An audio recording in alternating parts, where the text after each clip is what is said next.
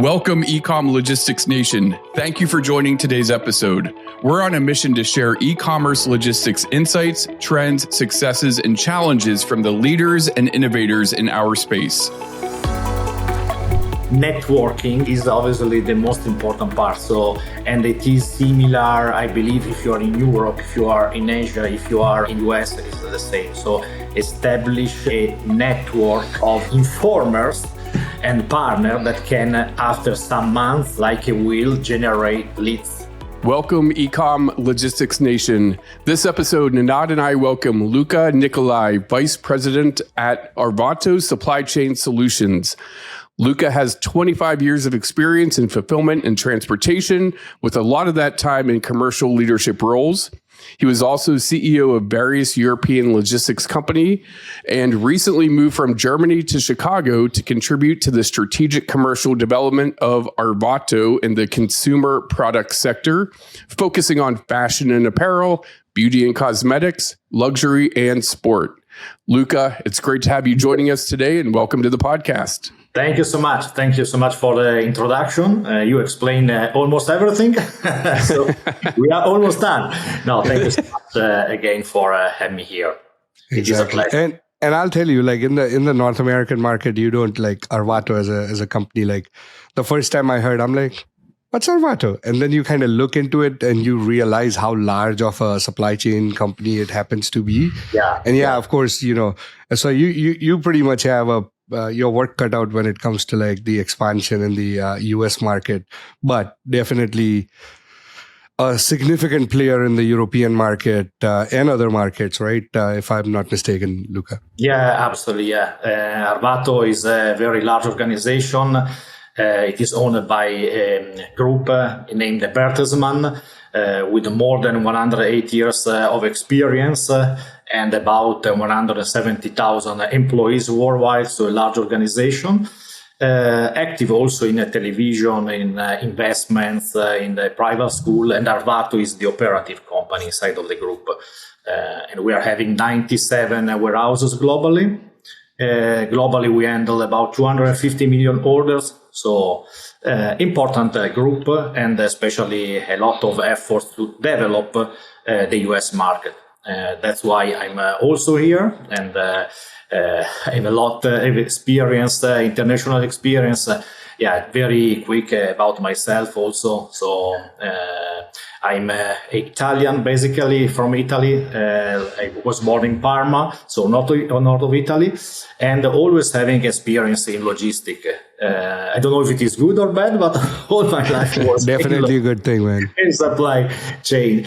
So started working for in the food industry in the operative and key account department for about 2 years. Then I moved to work for a Swedish forwarding company where I worked there for more than 6 years and a half. And there I was very lucky to meet a nice professional Swedish person that was really my mentor. And I have to thank him all my life because I believe it is very important to have the opportunity to meet the right people during the career and be trained by these people and be lucky to meet these people. So I went on for 6 years and a half in this Swedish forwarding company. So having experience in transportation, in also rail transportation, so completely different world.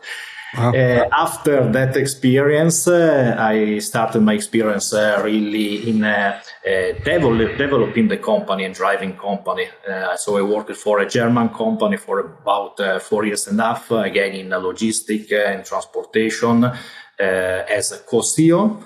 And after that, I had also the opportunity to develop and build my own company. So a fulfillment company. We were in 5 shareholders in Italy. And there I started to have the e-commerce experience in fulfillment and transportation, also in value-added services for about 10 years. Then I moved to be the CEO for a Belgian company, quite famous Belgian company. And then finally I reached Arvato. So I worked for 1 year and a half in Germany. And then I moved to Chicago because we are having a large facility in Wisconsin, just 1 hour north of Chicago. And I'm leading the commercial strategy, obviously with the CEO, for develop the sales inside the US market, especially in consumer products. That is my experience. So yeah, fashion, cosmetics, beauty and luxury. So this is my history and why I'm in US, because I always loved the market because I found it very attractive, innovative and advanced, especially to Europe.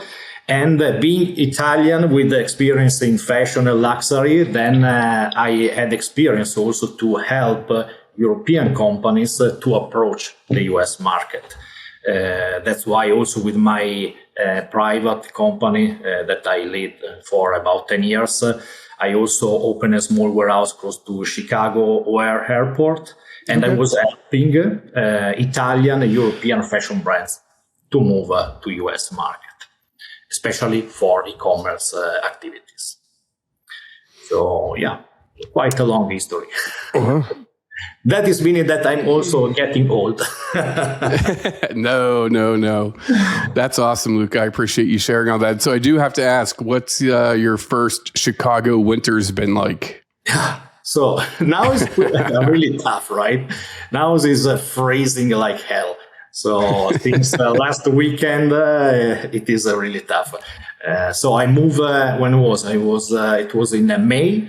And it was fabulous. The city is amazing. The summer in Chicago is wonderful. But then, January is becoming tough. But I'm used, I'm flexible, so I will manage it. Yeah. Amazing.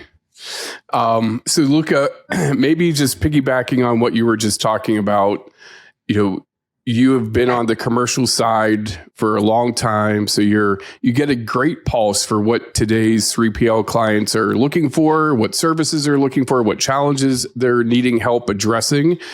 So maybe we could start with European companies that are looking to enter the US market. Yeah. What insights could you provide on the solutions they're looking for, and what unique challenges are you helping them address? Yeah. So let's say here we can really write a book, right? Because the challenges are very, very, let's say, are many. For sure, we can say that the European market and US market are having several differences. So European companies are testing that the markets like, for example, France, Italy, Germany, and Spain, and so on, are really different one from another one. So they are used, the companies are used to these differences, and the logistic realities are also used to overpass these difficulties, really having and establish partnership within one state and the other state, one logistic partner and the other logistic partner. So really pushing together the efforts to manage difficulties in US. When the companies are coming to US, they find a lot of difficulties. So difficulties because the market is very competitive, difficulties because also the rules are different from one state to another state. So companies are really have to start from the basis, thinking to the right solution to approach the market, and then obviously find the right logistic partner to develop their operative activities. So not easy. That's why there are logistic companies that are there to help, for sure. And I actually find it interesting on the other side. I look at the European market and go, hey, all of these countries, their own rules, their own regulations, when we say international in the US market, usually like the first point that you're making is Canada. Just solving Canada is like good enough from an international. Now, transpose that in the European market where you are essentially dealing with 20, 30 countries, right? That you are trying to like navigate through from a regulatory standpoint. I would assume European markets are far more, of course, it has its own set of challenges in the North American market, but the European market to me seems way more complicated and convoluted from a supply chain standpoint. Yeah, it's very, very complicated. That's why really one solution is to establish a partnership. So the logistic companies are really used to establish a network within Europe in order to overpass these borders. So really trying to be a unique conglomerate to overpass the difficulties of the different states. So the companies are coming to US, and then they are having many challenges, like, for example, having a convincing value proposition, not having even the right marketing and sales approach, having not the right, fixing not the right budget to develop the sales and the marketing, and also not having the right, maybe establish the right US alliances, and also find the right cooperation with marketplaces that are very important to develop the companies. So many difficulties, and companies have to think really about and prepare themselves in the right way. So it's not really like, okay, we are big in Europe and now we will be big in US. And I think one of the things that doesn't get talked about too much is on the systems side of things, right? The assumption that what worked somewhere else is exactly the system that's actually going to work here. And I have some experiences in life where those assumptions were made to say, even between US and Canada as an example, to say, hey, our US systems are so amazing, let's just like transpose them into Canada. And there is these nuances that get forgotten. And that's what ends up causing problems. I mean, it's been long enough at this point. It's approaching close to 10 years. I can speak to Target when they decided to move to Canada. It was one of the biggest mistakes was not just, so the systems were new, but the processes were not adjusted to the Canadian market. It was like, let's take our processes from the US, including the industrial engineered designs of the facility down to, the exact workflows that get utilized. And that caused a lot of problems, right? Rather than taking a more fresher perspective at something of that nature. So to your point, right? Like there's the commercial, the marketing side of things. There's the logistics, but even within logistics, it's not making assumptions. It's about understanding the local market to be able to kind of like come in. And I would say the European to the US market is drastically different, right? Like labor laws to, how you engineer your designs to the regulatory standards that you are required to comply with. Yeah, let's say many times, especially still we are speaking about European companies approaching the US market, and many times they don't really think about the issues in the integration. So it's important to establish a cooperation with a partner that is having a really solid IT solution in terms of WMS, in terms of TMS, and the TMS should be completely integrated with the various carrier options that could be available in US. So many European companies, for example, if they would like to internationalize their activities, they are very often choosing different partners and then having different integrations. For example, a different integration in Australia, different integration in China, different integration in South America and then in North America. And these are really increasing the difficulties to manage and orchestrate all the IT aspects. So having the possibility to start the activities in the US market with a company, a large multinational logistic company that is already having an integration with the company because they are already integrated in other nations, then obviously it is helping the development of the activities.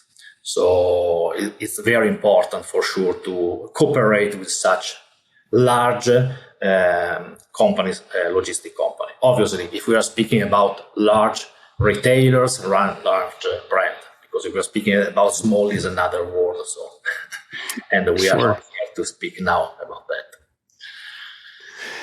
And from what you're seeing on the commercial side, are those brands, retailers, or potential clients, are they expecting the 3PL to be able to provide all the integration layer, or are they typically finding like a systems integrator to come in and support that, or is it a combination? Let's say should be a combination, but what I'm looking now is still more and more than the company. So let's say the client and the 3PL are integrating themselves directly without a middleware.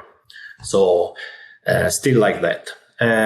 Different if we're speaking about marketplaces, then there are fabulous marketplaces integrator that are integrated, for example, with 900 different marketplaces. So it is much better to have a middleware in that sense that is facilitating the integration between the two systems. But otherwise there are specific customized integration between the system of the client and the service provider. Yeah. And Luca, there is like a point to be made about the European clients that come to the US. Of course, they are expecting from a system standpoint more of what they are used to from a European standard standpoint, right? But of course, you are also dealing with people that are not European clients, right? Like you are now seeking clients in North American marketplace. Yeah. Do you see the expectation differences? Because the type of clients you deal with right now, I'm guessing, are 50, 100 million plus revenue clients to start with, right? Like from their total revenue standpoint, not the contract value. But when you're dealing with these clients, they already have a level of maturity where they have worked with other 3PLs as an example. Mm-hmm. And they are coming to the table with certain systems expectation. Yeah. Do you see a difference between how it works in the European market versus the North American market on that front? Like what clients expect here versus what clients expect there? Yeah. So again, speaking about these large brands, here I can see that there is a lot of attention to new systems and new possibilities like artificial intelligence, like integration with high deep new automatic system like robotics, and also test a new market solution like metaverse. So I can feel that here, US, like also in many other cases, they are much more advanced and much more ready to test new solutions. So that's why the requirement also of these large clients and corporations is really to evaluate new solution and the new alternatives in terms of integration. That's such an interesting point because what I've noticed is like the European warehousing environment, you will find like these hard bare metal like conveyance and infrastructure that you can put down on an Excel spreadsheet exactly how much efficiency gain against capital investment you are going to end up making as part of your industrial engineered solution, right? Like, so you will see a lot of automation in Europe. Like automation in the sense I'm talking about that fixed automation type strategies, the automated receiving systems and automated loading systems and, multi-tiered conveyor systems, etc. But you don't hear about as many pilot initiatives for like this movable robot or, this vision-based system because they are pilots. There is a good chance, and there is, I would say, lower than a 50% chance that it will actually see the light of day as a productionized system. You do see that way more often in the North American market from a testing and validation perspective, right? Exactly. And I guess that comes down to the labor part as well, right? Like the European labor market is much different, right? And again, Europe, I don't want to so generalize it, but certain parts of Europe, the labor is really expensive. And so automation and proving automation, that hard automation is much easier to do, right? And it's a simple capital equation to say, hey, I have a 5-year contract with the client, or I have a 10-year outlay on a given facility that I'm building. I'm okay with spending the $20 million in automation because it will have a return of investment at 21% or something of that nature. And it's like, okay, within 5 years, I'll be completely paid off. And then I have 10 years of outlay on the facility. Versus saying, hey, I'm going to spend $500,000 on this robotic system just to see if it actually helps me, right? Like, yeah. It's really a world where the companies, the players are really testing solutions. Obviously, they can go well, they can go wrong, but in any case, it's really the research of find new solutions. Let's say quickest, more, let's say optimizing the operation. So it's very, very interesting. And again, also the opportunity to integrate also the operation with new sales channel like the metaverse is now, let's say, interesting, and it will be much more and more. So it's really, it's challenging and really something enthusiastic. Absolutely. Another thing on the system side that I would like to call out, right? Like, I don't know if the European market's that way, but the North American market, I think more and more clients are demanding good, clear visibility at all times, right? Like, coming from the old school 3PL environment where it used to be, I'll send the client a daily report on like how I did for your orders, is not something that is acceptable anymore, right? It has moved to, I want real-time visibility. I want real-time KPI understanding of how are you performing for me. That's kind of becoming the baseline standard in North America. Is that something that you see for 3PLs out in? Absolutely. Absolutely. So companies more and more would like to have on-time access to all the, let's say, KPIs performances. So it's important to share with the clients really cloud solution where they can go inside of the WMS, even checking how is the situation of the orders, and having also online and on-time statistics. So very important, and especially more and more important during the peak season.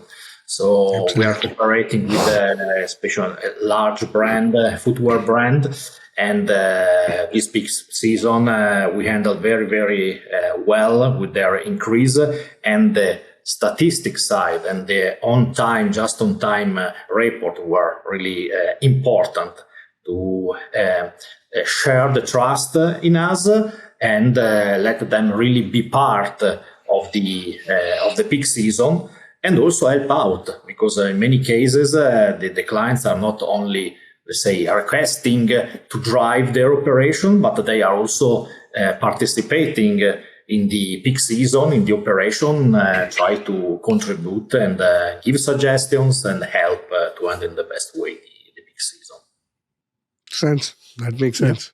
Yep. And Luca, I'm going to circle back to 3 words you just said, just in time.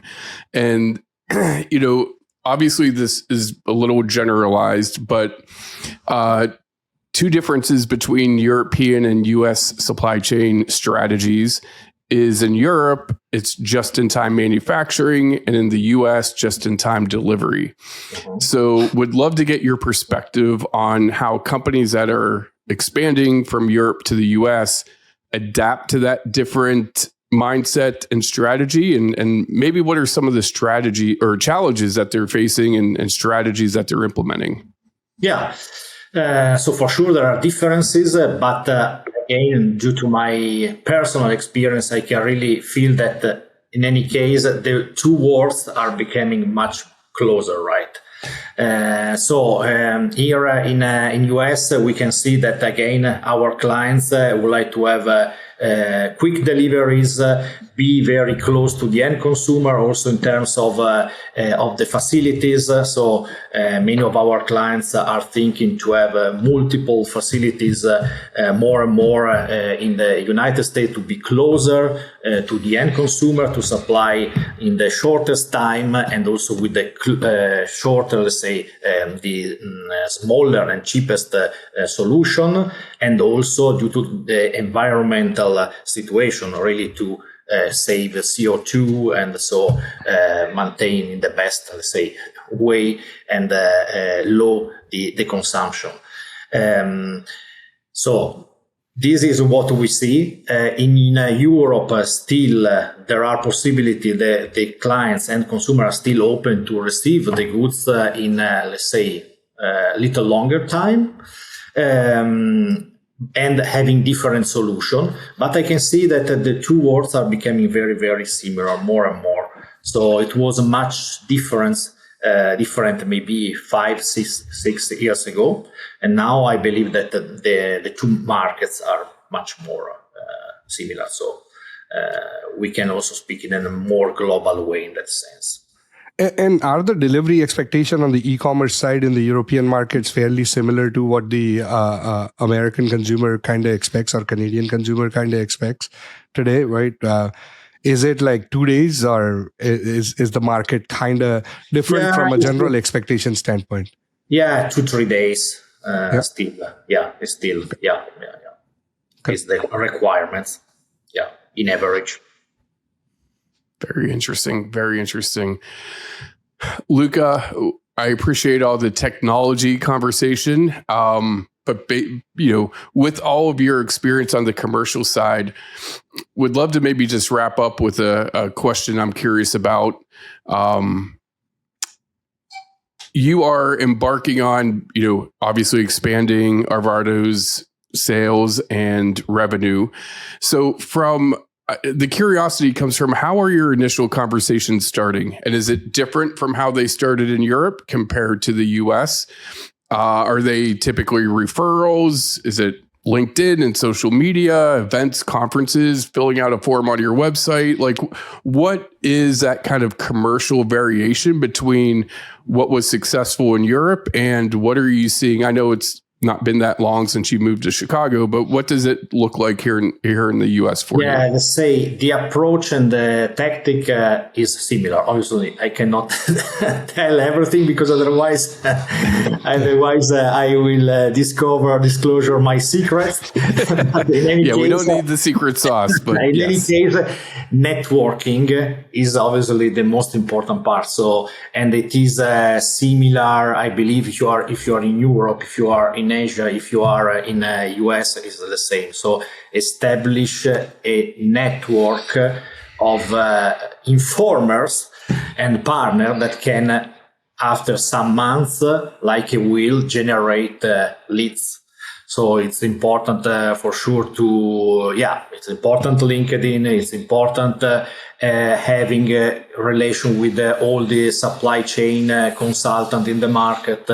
It is important to have cooperation with web agencies and many others, really networking, and then it is started to generate almost automatically new opportunities. So that is important. And it always helps if your company has 170,000 employees already to start with. Yeah, it might not have the presence in the United States. It's like, I'm from Arvato. Let me tell you a little bit more about this company for a second, right? Yeah. Yes, as I was saying, Arvato is absolutely an amazing company. Is a large organization, so we are really cooperating a lot between one continent and the other continent. So we are sharing experience and also opportunities. So, for example, we are having existing client in Europe, and then we are having the colleagues that are introducing potential opportunities of these existing clients for US, and that is also the same from US to China and for other markets. So, internal cooperation is important. And having 97 facilities around the globe it is helping as well. That Exactly. helps. Yeah. And how many do you have in North America already? I know we are making it sound like it's brand new. It's not, right? No, so in US we are since 1997, but we were very busy, especially to develop the client moving from Europe to US, and so to establish the operation.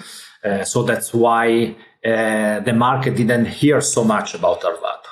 But now we are really starting selling the name and the solution.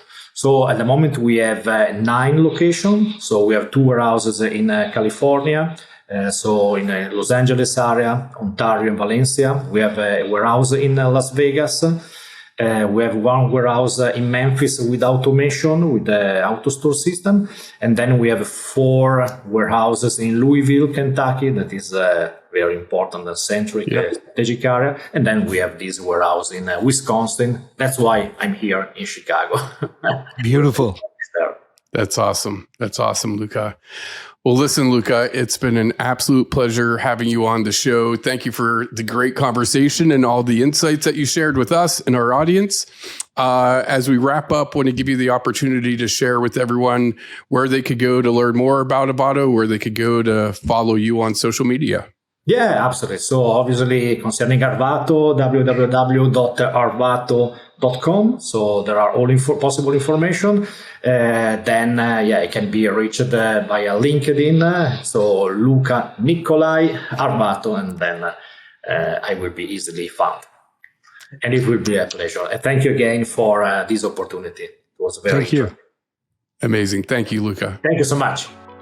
Hi, I'm Ninad Acharya, CEO and co-founder of Fulfillment IQ, and I'm here with Dan Call, CRO and partner at Fulfillment IQ. We're the team behind the eCom Logistics podcast. Our mission is to provide you with genuine insights from our work alongside logistics leaders to help you improve your supply chain. In the eCom Logistics podcast, we share the knowledge and the insights we've gained from working alongside amazing brands, retailers, 3PLs, and VCs, so you can make the most out of your supply chain journey. If you like what you're hearing, we'd truly appreciate your support with a 5-star rating on your favorite podcasting channel. Your feedback not only keeps us going, but also helps others find the podcast. If you think Fulfillment IQ can assist you, or if you have an idea related to logistics, just reach out to me on LinkedIn. I'm always up for a chat and ready to explore new possibilities together. Stay tuned to the eCom Logistics podcast on your favorite podcast platform for fresh and practical insights into e-commerce and logistics. Until next time, let's keep making a difference in logistics together.